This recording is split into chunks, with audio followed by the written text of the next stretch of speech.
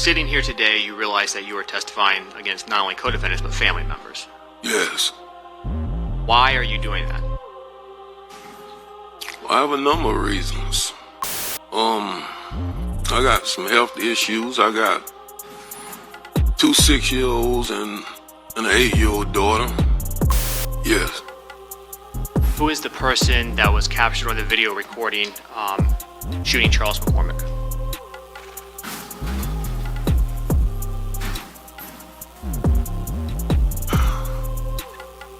My son.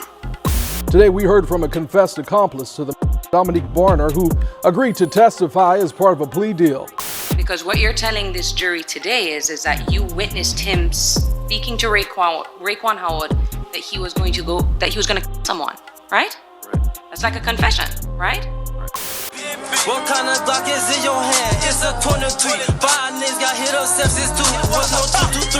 Who that in your blunt? She we been smoking on wet lead. Quack out screaming out for help. Hands shot. In the circuit of the 4th Judicial Circuit in and for Duval County, Florida, case number 16, 2020, CF 3601B, Division CRE.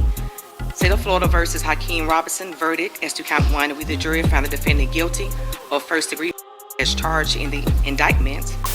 Hey yo, squad, what's the drill? Back with another video, man.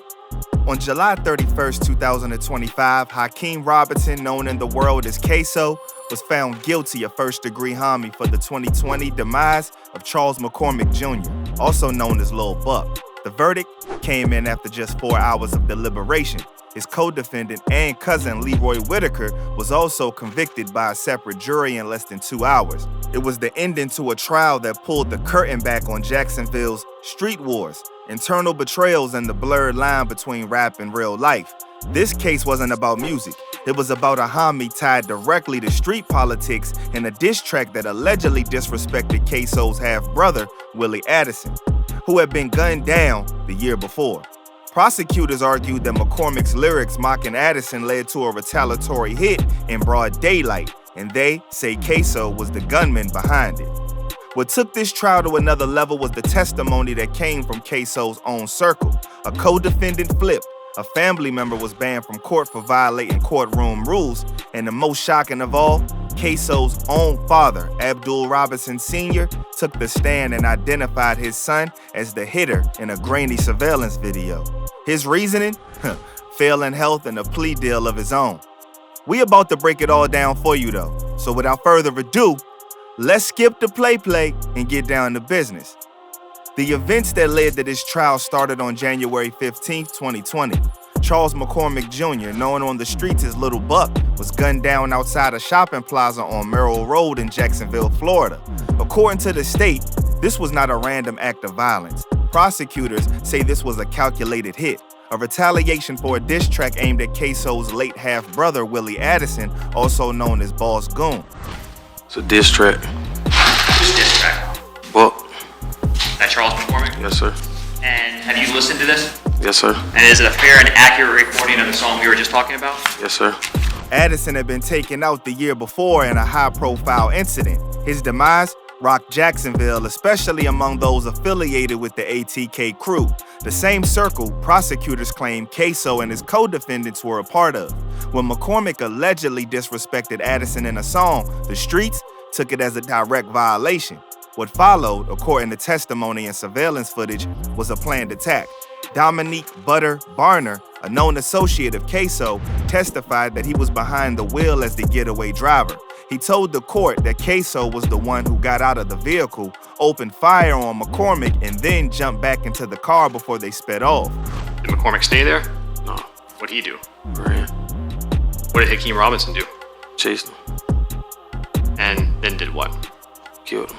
Multiple shell casings were recovered from the scene, and nearby surveillance cameras captured the moments before and after the incident, including the vehicle's approach and exit.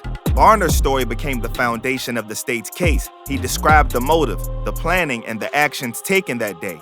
He also admitted to cooperating with prosecutors under a plea deal, which reduced his own charges in exchange for testimony. Even take it so, shooting Glock in ARs too. 4-5, they got recoil. Hood hotter than a stove. Circle small like a Cheerio. Homeboy died on his birthday, 23, ain't here no more. Prosecutors would go on to say that this wasn't just about the revenge. It was about sending a message. In their eyes, the music wasn't separate from the violence. It was the cause.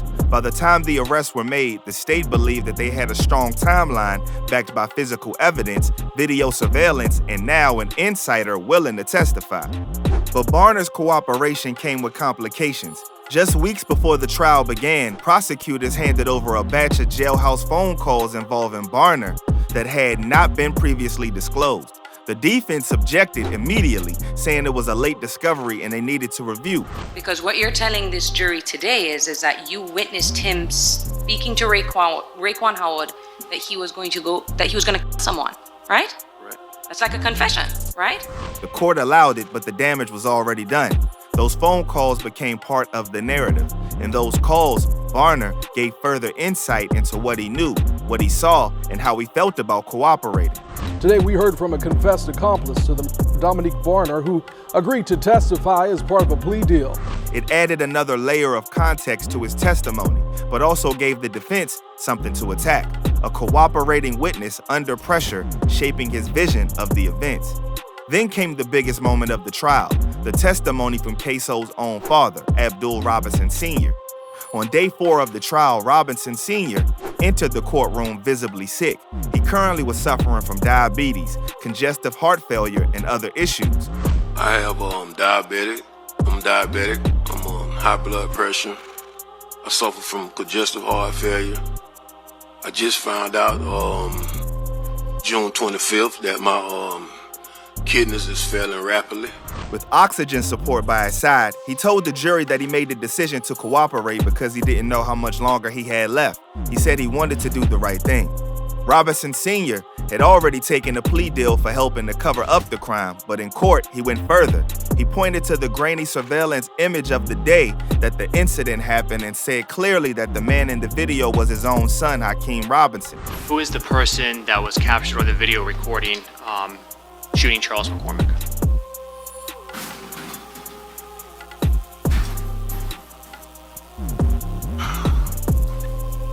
My son. That moment shifted the trial. Ksoo stayed silent, showing no reaction as his father testified against him. But outside of the courtroom, the reaction was loud. Clips of the testimony made it to local outlets like News 4 Jax, and national blogs picked up the story. For the state, it was the final puzzle piece. Someone from inside the family confirming everything their witnesses had already said. Ksoo's legal team didn't sit quietly. From opening statements, the defense made one thing clear. They were going to challenge everything, especially the credibility of the people doing the talking. Their first target was Dominique Butter Barner. The defense described him as a man trying to save himself. They told jurors he cut a deal to reduce his time and that everything he said should be viewed through the lens of self-interest. They pointed to the timing of his jail phone calls and the fact that new details kept surfacing, not when he was arrested, but when it was time to testify. Then came the question of identity. The prosecution had surveillance footage, but it wasn't crystal clear. The video showed a figure firing shots and fleeing, but it didn't show a face. The defense used that to argue that the state was relying on assumptions. The Robinson counsel questions how their client can be when he's around 6'3". They played up the graininess of the footage, then brought in family witnesses, including Ksoo's own sister, who testified that the person in the video was not Hakeem Robinson. They also drilled into eyewitnesses' reports that didn't line up. Some described the shooter's height and build differently than Ksoo's actual measurements.